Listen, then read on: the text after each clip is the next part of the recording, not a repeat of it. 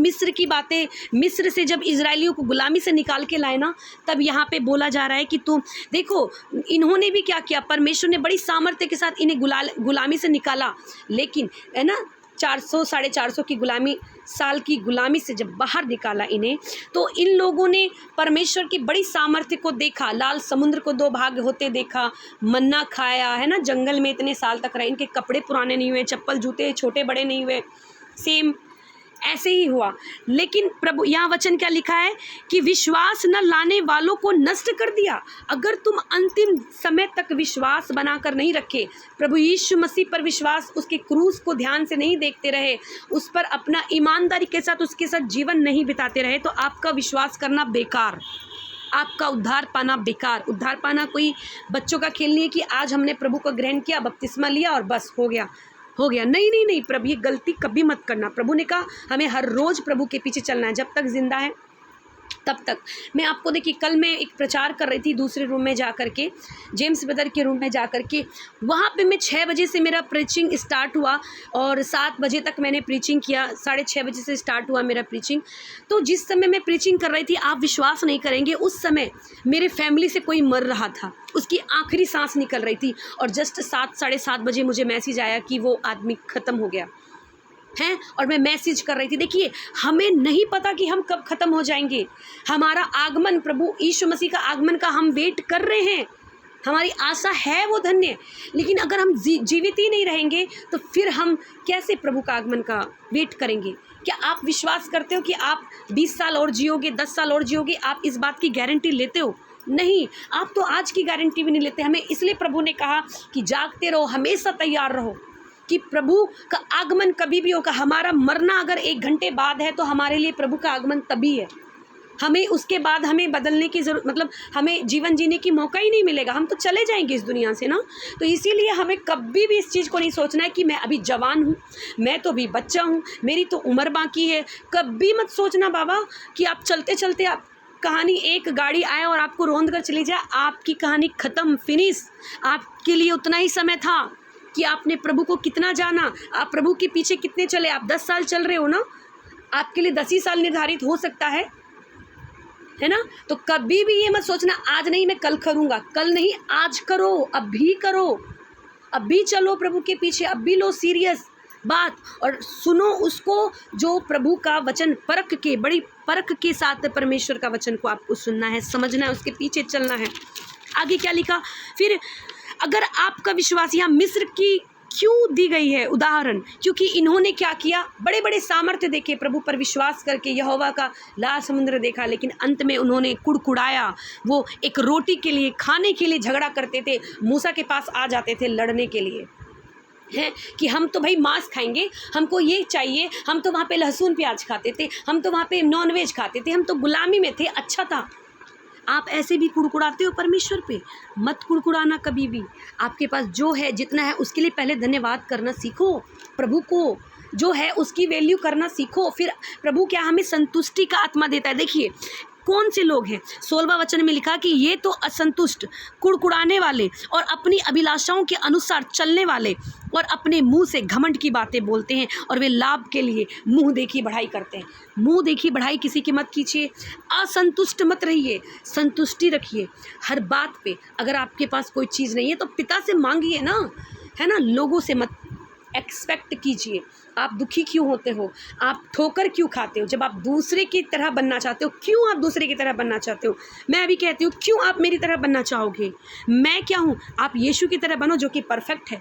मैं कहूँगी, मैं क्यों मोनिका सिस्टर के लिए तरह बनना चाहूँगी? क्यों मैं उसकी तरह बोलना चाहूँगी? बिल्कुल भी नहीं। मैं यीशु की तरह बनना चाहूँगी। मोनिका सिस्टर से भी मैं कहूँगी कि आप यीशु की तरह बनना चाहो। मैं यहाँ सभी को कहूँगी कि किसी की कॉपी मत करो। प्रभु ने आपको एक अलग योजना की तरह, प्रभु ने सबको अलग अलग चेहरे दिए हैं ना। क्यों दिए हैं? हर एक की क्वालिटी परमेश्वर ने अलग अलग तरीके से निर्धारित की है। नमक का स्वाद चीनी नहीं ले सकता, समझ रहे हो? हल्दी का स्वाद मिर्ची नहीं ले सकता। सबका टेस्ट अलग है और परमेश्वर ने हमें हर एक तरीके से अलग अलग बनाया है। ये प्रार्थना करो कि प्रभु जैसा तू मुझे चाहता है वैसा बना। मैं तेरी इच्छा के अनुसार बनना चाहती हूँ, मैं किसी की तरह नहीं बनना चाहती। किसी भी अच्छे लोगों को देखकर मत कहो कि मैं उसकी तरह बनना चाहती हूँ। वो आपको दिख रहा है अच्छा, लेकिन हो सकता है वो वैसा रियल लाइफ में नहीं हो। इसीलिए हम लोग ठोकर खाते हैं, इसीलिए हम लोग क्या हो जाता है, हम लोग का विश्वास कमज़ोर हो जाता है।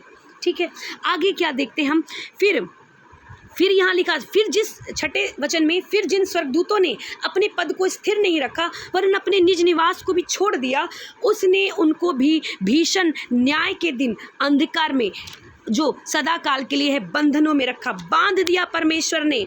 जैसे कि हमने जकरिया की स्तुति को पढ़ा था ना, नेगेटिव बातें बोली थी उसने और परमेश्वर ने उसकी ज़ुबान को बंद कर दिया कि मत बोल, तू बहुत बोलता है, तुझे विश्वास नहीं है ना, तो मत बोल, तुझे बांध देता हूँ मैं, तेरी ज़ुबान को कंट्रोल कर देता हूँ। इसी तरह अब यहाँ क्या लिखा, स्वर्गदूतों के बारे में कब की बातें हैं, जब उस समय फर्स्ट पृथ्वी जब बनी थी उस समय की बातें यहाँ पर लिख रहा है कि उन्होंने अपने पद को स्थिर नहीं रखा। लेन देन के कारण कभी भी लेन देन का काम मत कीजिए। अगर आपको किसी से प्रेम का रिश्ता, प्रभु का वचन में लिखा है कि अब प्रेम को छोड़ अपने भाइयों में किसी और पर कर्जदार मत होना। प्रेम को छोड़ किसी और बातों में कर्जदार आपको नहीं बनना है किसी का भी, ठीक है ना। और आपको क्या करना है, परमेश्वर के प्रति एकदम ईमानदार बनना है। और आपको कोई भी नीड है, अगर आप किसी से लेते हैं तो अपनी इच्छा से उसे देने का भी रखिए, है ना। ये नहीं सोचना कि मुझे उससे मिल रहा है तो मैं ले लूँगा, कभी लालच मत करना। स्वर्गदूत जो फॉलन एंजल जो स्वर्ग से वो लोग गिराए गए, वो क्यों गिराए गए, उनके पास इतनी सुंदरता थी, वो मोतियों से मणियों से परमेश्वर ने उन्हें बनाया था, लेकिन उनको संतुष्टि नहीं थी। वो सोचते थे कि मैं परमेश्वर के स्थान पर बन जाऊंगा, मैं परमेश्वर के पद पर बैठ जाऊंगा। और परमेश्वर तो हमारे मनों को जानता है ना, और उसने परमेश्वर ने क्या किया, उसे नीचे गिरा दिया। तो याद रखना, आपका कोई भी लालच, उन्होंने क्यों किया, वो लेन देन करते थे, है ना, हर चीज़ में परमेश्वर के चीज़ में वो वहाँ पे वर्शिप करते थे। लेकिन कभी भी उनके अंदर लालच आया, अगर आपके अंदर लालच आ जाता है किसी भी बात का, सोचिए कि किसी लड़की का लालच आ जाता है, अगर कोई लड़का है तो उसको लड़की का, लड़की है तो उसको लड़का का, पैसे का लालच आ जाता है, ये किसी की संपत्ति का लालच आ जाता है। मैं आपसे कहती हूँ, आप किसी की संपत्ति का क्या, अपनी संपत्ति का भी लालच मत कीजिए। क्योंकि आप जब प्रभु के पीछे चलते हैं ना, बहुत अलग आत्मा में चलना पड़ता है भाई, है ना, अलग आत्मा में आपको जीना होगा। जैसे यीशु मसीह क्या बोलता था, मनुष्य के पुत्र को सिर रखने की भी जगह नहीं मिलती। अगर आप सही से चलोगे ना प्रभु के पीछे, आपको यहाँ सिर मिले या ना मिले, लेकिन यीशु मसीह ने कहा कि मैं तुम्हारे लिए जाता हूँ, मेरा जाना तुम्हारे लिए अच्छा है, और मैं तुम्हारे लिए वहाँ घर बनाता हूँ, है ना, मैं तुम्हारे लिए। और हमारा घर कैसा होगा, ये ईंट और मिट्टी के द्वारा घर नहीं बना होगा। हमारे जो खंबे, वहाँ पे जो घर बना होगा वो सोने का होगा, सोने का घर। हमारा यीशु मसीह भिखारी नहीं है जो पैसे मांगता है, हमारा यीशु मसीह क्या है, वो सोने की सड़कों पे रहता है। अरे सोने चांदी की तो वहाँ बात ही नहीं होती, सोने की बात होती है। वो सोने पर चलता है हमारा प्रभु यीशु मसीह, स्वर्ग सोने का बना हुआ है। तो इस चीज़ को याद रखना कि कभी भी लालच में ऐसी चीज़ें आपको नहीं करनी, ऐसी चीज़ों के कारण आप परमेश्वर से क्या हो सकते हो, दूर हो सकते हो। 7वें में लिखा कि जिस रीति से सदोम और अमोरा, देखिए यहाँ पे क्या हमें उदाहरण पे उदाहरण यहूदा की पुस्तक में मिल रहा है, जिस रीति से सदोम और अमोरा और उसके आसपास के नगर जो इनके समान व्यभिचारिणी हो गए थे, पराये शरीर के पीछे लग गए थे, आग के अनंत दंड में पढ़कर दृष्टांत ठहरे। क्या ठहरे, दृष्टांत। वो उस समय हुआ, इस समय भी होगा, वो दृष्टांत है, उदाहरण है भाई।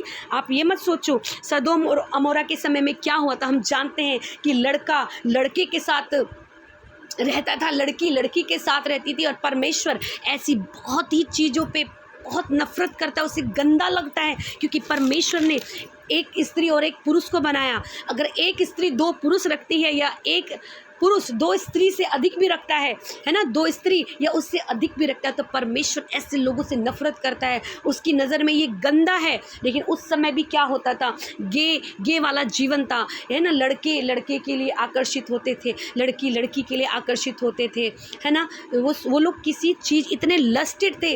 और एक चीज़ इसमें लिखा पुरुषगामी, है ना, मैं इसका थोड़ा सा आपको खोल कर बताती हूँ आपको। पुरुषगामी, है ना, मैं स्त्रीगामी, इसका मतलब क्या होता है, लिखा ना रोमियो की पुस्तक में, उसके बारे में लिखा है। मैं जब पढ़ रही थी इसका थोड़ा सा ट्रांसलेट, मैं एकदम अचंभित हो गई कि प्रभु ये क्या है ऐसा। मतलब उसके बारे में लिखा है, पुरुषगामी का मतलब ये होता है कि जो अपने शरीर को बेचता है, अपने शरीर को पैसे के लिए बेचता है है ना। ऐसे लोग हम जानते हैं कि मैं क्या बोलूँ, इसके लिए तो मेरे पास वर्ड्स नहीं, अगर बहनें होती तो मैं उसे समझा देती, लेकिन यहाँ पे सब लोग हैं। मैं इसे पढ़ के हैरान हो गई कि हाँ प्रभु, ऐसे मैंने देखे हैं। मैं जब प्रभु में नहीं थी तो मैं ऐसे वीडियोस देखती थी कि जहाँ पे बहुत सारे अभी भी हम लोग अगर जाएंगे दूसरे साइट्स पे तो देखते हैं कि वहाँ पे लड़के लोग कहते हैं कि हमें पैसे दो, हम ये करेंगे। लड़कियां बोलती हैं हमें पैसे दो, ये करेंगे। परमेश्वर ऐसी चीज़ों से नफरत करता है, उसे गंदा लगता है। वो प्रभु कहता है कि जो भी इनके मन में पैदा होता है ना, वो बुरा ही होता है, ये अच्छा कभी सोच ही नहीं सकते। प्रभु ऐसे लोगों से नफरत करता है। याद रखो, ऐसी चीज़ों से भागो, ऐसी चीज़ों से भागना बहुत ज़रूरी है। और ये हमसे नहीं होगा, अगर हम उनके बीच में रह रहे हैं ना, हमें भागना चाहिए। ऐसे लोगों की संगति मत करो जो इतने गंदे विचार हैं, वो ऐसी चीज़ें करते हैं, उनसे भागो, दूर रहो, उनके लिए दुआ करो।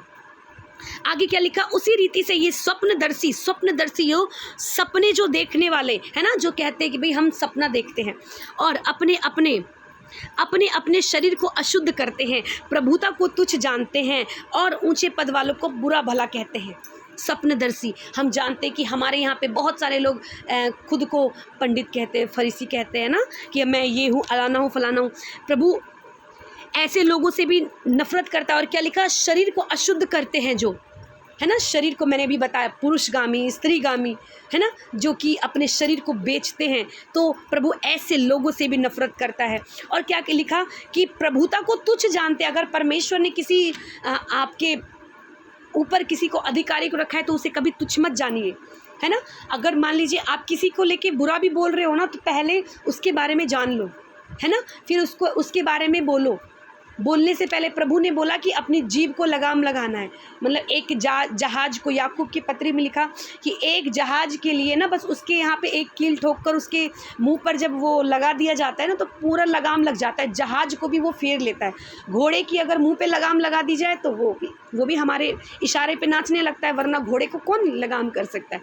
तो वैसे जीभ है, हमें जीभ को भी क्या बोला, लगाम लगाने के लिए। तो इसे भी हमें सोचना है कि हम कैसे बोल रहे हैं। जब हमें हर चीज़ के लिए हम परफेक्ट हो जाते हैं, वचन में हम सिद्ध होने की कोशिश करते हैं, और प्रभु हमें बनाएगा, वचन में सिद्ध बनाएगा अगर हम कोशिश करते रहेंगे तो। आगे लिखा, परंतु प्रधान स्वर्गदूत मिकाइल ने जब शैतान से मूसा के सब के विषय में वाद विवाद किया, तो उसको बुरा भला कह के दोष लगाने का साहस नहीं किया, पर यह कहा कि प्रभु तुझे डांटे।